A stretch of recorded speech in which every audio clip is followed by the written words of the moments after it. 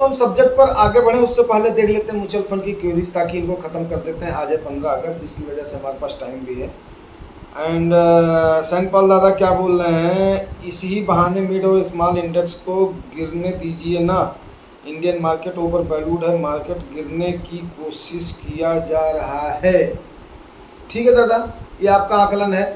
Over valued under valued तो मैं तो नहीं कह सकता हूँ, मैं तो बस जैसे ही अपना गिरावट होती है उस समय बस यही बताता हूँ कि हाँ ठीक है, ठीक है ना। एंड धनंजय सर बोलते हैं full belief on you sir, thank you sir. Vijendra sir बोल रहे हैं सकारात्मक विश्लेषण, धन्यवाद सर। से भी चीप पर लगे आरोप के बाद में।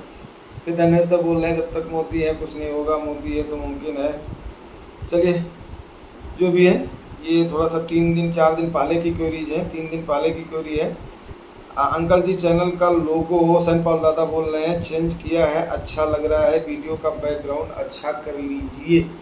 ठीक है सर, कोई बात नहीं है, थोड़ा सा गम कीजिए, हो जाएगा। अभी कम से कम क्वालिटी का नॉलेज देने दीजिए, बाकी ये सब तो बात की बात है, सब हो जाएगा। ठीक है ना, अभी क्वालिटी का नॉलेज, कम से कम लोगों का ट्रस्ट और बिलीफ डेवलप होना चाहिए कि हाँ हमें क्वालिटी का नॉलेज यहाँ पर जो है टॉप से मिलता है, फंडामेंटल्स मिलते हैं, ये सारी चीज़ें मिलते हैं। Sir mentally ready to bear loss, good Dhananjay sir. Dhananjay sir अब रेडी हो गए, नहीं तो धनंजय सर थोड़े में ही परेशान हो जाते थे। ठीक है, यस डेफिनेट है। अगर आप इस प्रकार से वोलेटिलिटी समझ में आने लगी तो समझिए फिर पक्का गेन लेकर के जाएंगे। ठीक है। एंड धनंजय सर बोल रहे हैं 99% योर प्रेडिक्शन इज करेक्ट। हाँ सर, तकरीबन तो करेक्ट जा रहे हैं, thank you very much sir. उसके बाद में रुद्राभिषेक की बधाई, thank you sir. Gupta sir क्या बोल रहे हैं, रिटेल इन्वेस्टर्स ने हिंडनबर्ग को नकार दिया, आज मार्केट ऊपर है। यस सर, ये तो बिल्कुल हुआ है।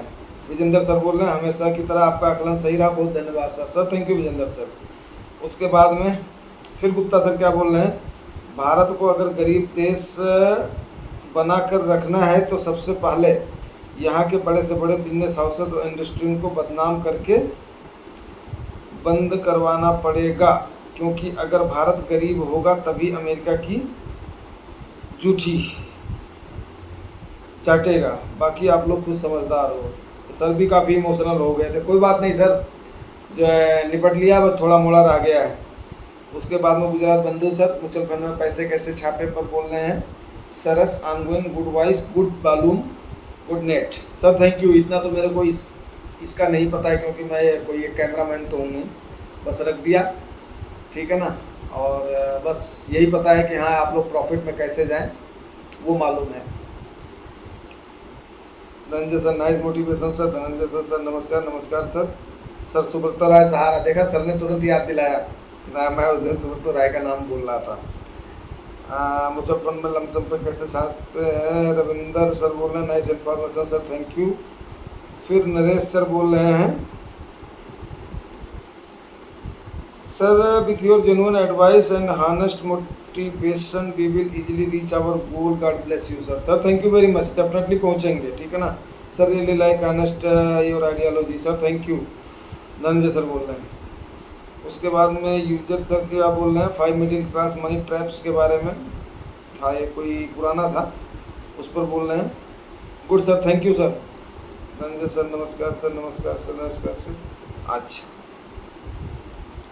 सर, पारंपरिक tax saver fund, Randhawa sir बोल रहे हैं गिरता ही जा रहा है। मार्केट अगर 0.2% बढ़ता है तो ये फंड 18% गिरता है, अगर मार्केट 0.88 गिरता है तो ये 92% गिरता है।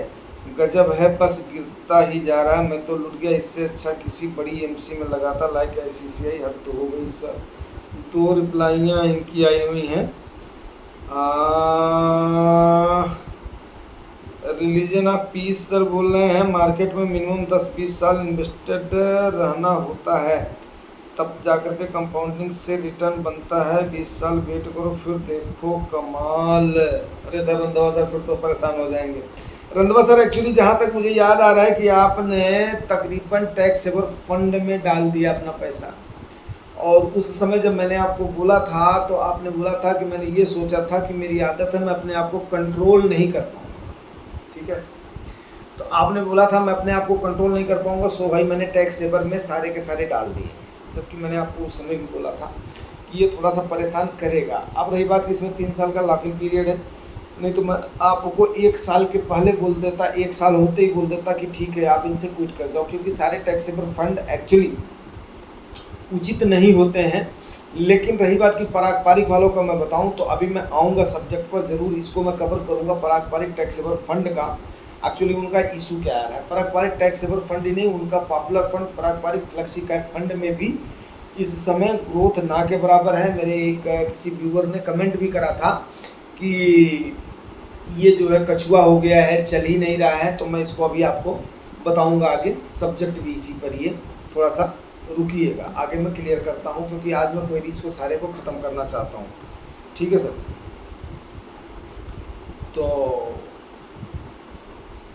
Basic and important information sir, thank you. ये जो रमेश जी बोल रहे हैं, Dhananjay sir, good Dhananjay sir. Dhananjay sir तकरीबन काफ़ी रिस्पांस देते हैं सर, थैंक यू। भगवान करें कि आप अच्छा खासा ज्ञान लें। कुछ दिन पहले सेम चीज़ पर वीडियो बनाया था। अरे दादा, सेम चीज़ नहीं होती है एक्चुअली।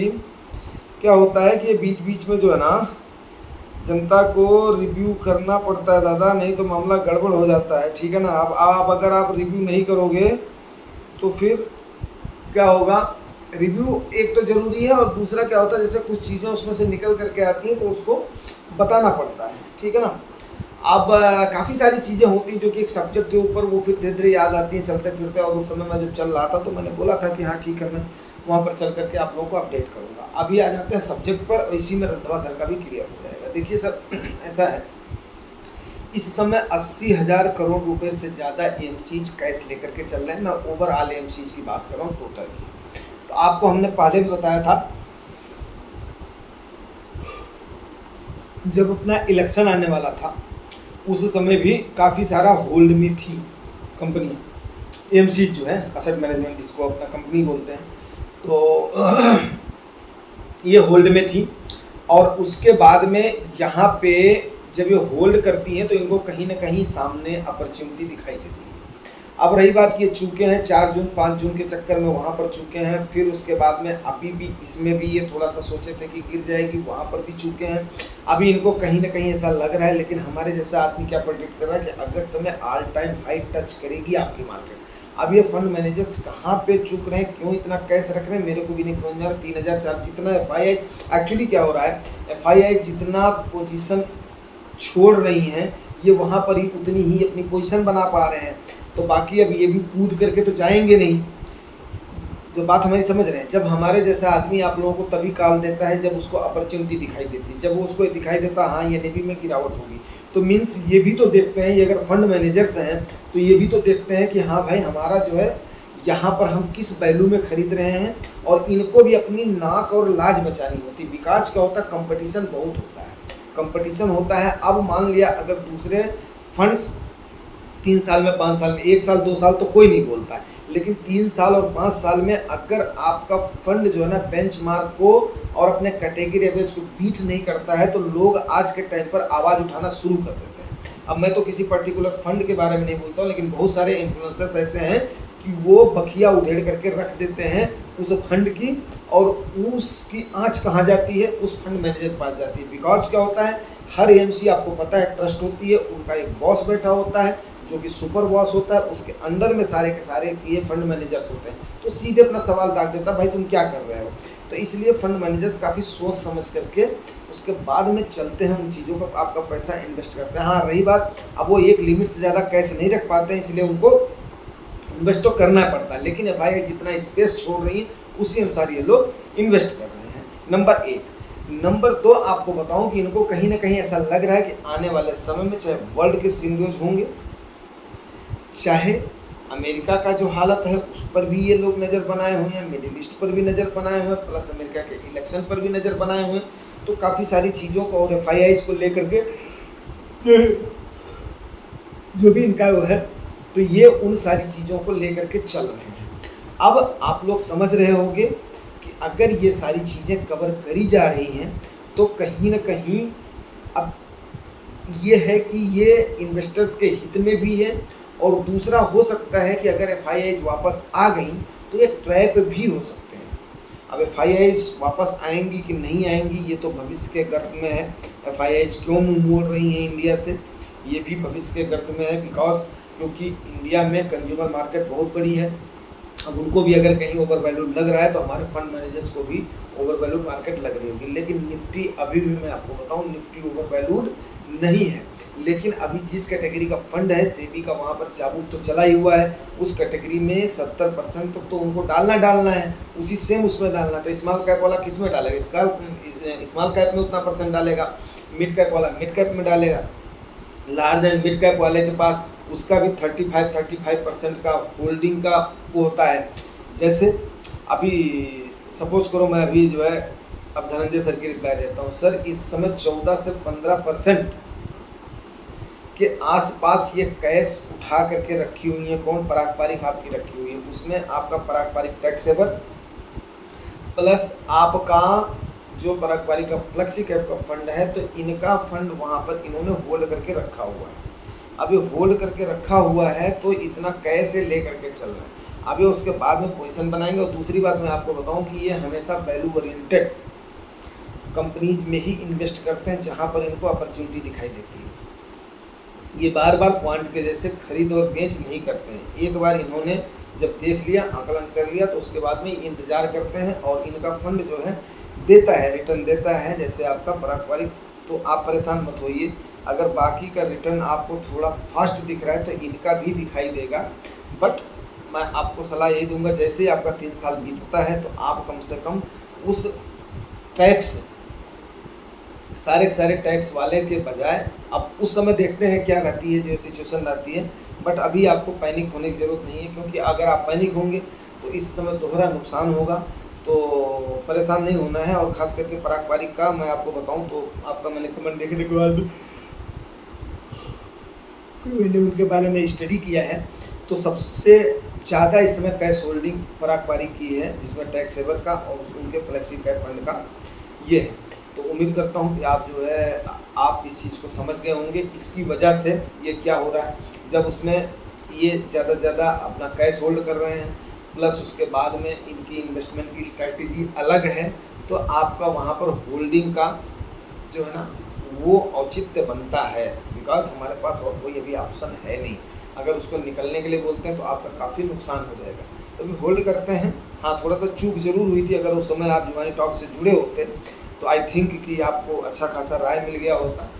और चलो कोई नहीं, जो आपने लिया है, डिसीजन लिया है, सोच समझ करके लिया होगा। अब देखते हैं उसको, उस पर क्या प्रतिक्रिया होती है, ठीक है ना। दूसरी चीज़ आपको एक बात बताऊँ कि म्यूचुअल फंड के बारे में सबसे बड़ी चीज़ जो है ना, ये आज के टाइम पर जो एक ऐड आता था ना पहले, म्यूचुअल फंड सही है करके, तो इसने अपने आप को सही साबित किया है। कैसे सही साबित किया मैं आपको बताऊं कि लगभग 5 करोड़ उपभोक्ताओं के साथ मान लो या अपने इन्वेस्टर्स के साथ मान लो, ये 60 लाख करोड़, 5 करोड़ इन्वेस्टर्स के साथ ये अपने 60 लाख करोड़ से अबव के एवीएम को मेंटेन कर रहा है, जिसको देख करके अच्छों के आज के टाइम पर कान खड़े हो गए हैं, ठीक है ना। उसकी वजह से अच्छों के कान खड़े हो गए हैं। सो भाई मुझे कुछ दिन पर ज़रूर एक इसको लोगों को मोटिवेट करने के लिए ज़रूर इसको करना पड़ता है कि ये इसमें कोई भी हार्म इसलिए नहीं है क्योंकि देखो भाई, कई लोग ये सोचते हैं कि मैं तो खुद कर लूँगा, लेकिन अगर आदमी डायरेक्ट शेयर में इन्वेस्ट कर रहा है ना, तो मैं आपको एक बात बताऊँ, बहुत सारे शेयर जो है ना, आप पिछले 2 साल से बिल्कुल चले ही नहीं हैं, बिल्कुल भी नहीं चले हैं। मैं नामी गिरामी शेयर्स का नाम बताऊंगा, तो बिल्कुल 10 का 10 फ्लैट का फ्लैट है, और कुछ तो माइनस में रिजल्ट दे रहे हैं। तो अब वहाँ पर आप उतना पेशेंस तो बना करके रख नहीं पाएंगे। म्यूचुअल फंड तो कम से कम तकरीबन आपको एवरेज के मुताबिक रिटर्न दे रहा है। विकास क्या होता है कि आपको फंड मैनेजर उसमें जानबूझ करके ऐसे फंड्स में लगाता है जो उसको होप दिखने देते हैं। बात भी समझ लो, अब वो चलेंगे तो वो शेयर्स उनको जरूर रिटर्न देंगे, बिकॉज वो उस बिजनेस पर्टिकुलर बिजनेस में पार्टनर है। लेकिन अगर एवरेज रिटर्न देखा जाए तो म्यूचुअल फंड खराब रिटर्न नहीं दे रहे हैं और किसी को हताश भी नहीं कर रहे हैं। तो ऐसे समय पर हमारा भी फर्ज बनता है कि यस, हम थोड़ा सा क्या होता है एसआईपी को अपने मेंटेन करें। एसआईपी का आप लोगों को पता ही है, और म्यूचुअल फंड का आने वाले समय में फ्यूचर और ज़्यादा मुझे ब्राइट दिखाई दे रहा है। तो बस इसके साथ ही मैं इसको सब्जेक्ट को और जो क्वेरीज को दोनों को कवर करता हूँ कि होल्डिंग क्यों है, ये भी आप लोगों को पता चलेगा। तो फिर उसके बाद में बोलोगे कि आपने इसको अपडेट नहीं किया है, तो अच्छा खासा अमाउंट होल्ड करके चल रहे हैं। हाँ, जब जब इनको मौका मिल रहा है तो ये खरीद रहे हैं। आपको एक बात बताऊं कि मैंने आपको एक दिन पहले, अभी 2-3 दिन पहले अपडेट भी किया था कि 1.25 लाख करोड़ से ऊपर बेच दिया है FIIs ने, और 1,40,000 करोड़ के आसपास आपके DIIs ने खरीद लिया है। तो अब इतना सारा पैसा तो इन्होंने, जब वो स्पेस खाली कर रहे हैं तब ये जाकर एक खरीदारी कर रहे हैं। अब ये भी अपॉर्चुनिटी के सारे इंतजार में है, बस इसका रीज़न यही है। और पराग पारिक का भी हमने बता दिया, सारी क्वेरीज भी हमने ले लिया है, सब्जेक्ट भी हमने कवर कर दिया है। तो आज मैंने कोशिश किया था कि जैसे ही मैं पहुँचूँगा तो उसके बाद में फिर आप लोगों को अपडेट करूँगा। एक्चुअली यही तो मेरी प्राइम अपना रिस्पॉन्सिबिलिटी है, और मैं तो भैया अपनी रिस्पॉन्सिबिलिटी निभाता हूँ। यार आप लोग भी अपनी रिस्पॉन्सिबिलिटी निभा दिया करो, ज़्यादा से ज़्यादा शेयर वगैरह किया करो, कि ताकि और लोगों में फैले और लोगों को थोड़ा सा विश्वस्त जानकारी मिले। और कम से कम अपने तक ही सीमित मत रखो। आप लोग देखते खूब हो, लाइक वगैरह भी खूब करते हो, कमेंट वगैरह भी खूब करते हो, और जिसके जिसके जो भी डाउट हैं, कमेंट हैं, क्यूरीज हैं, पक्का करो। देखो रंधवा सर ने किया था, मैंने उसकी स्टडी करके बताया, तो तकरीबन लोगों को मैं पक्का कवर करता हूँ, किसी को भी नहीं छोड़ता हूँ कि ना कवर करूँ। तो उम्मीद करता हूँ जानकारी आपको अच्छी लगी होगी। अगर अच्छी लगी है तो रिवार्ड जरूर करना। रिवार्ड आपको पता, like subscribe. Thank you very much. Thank you.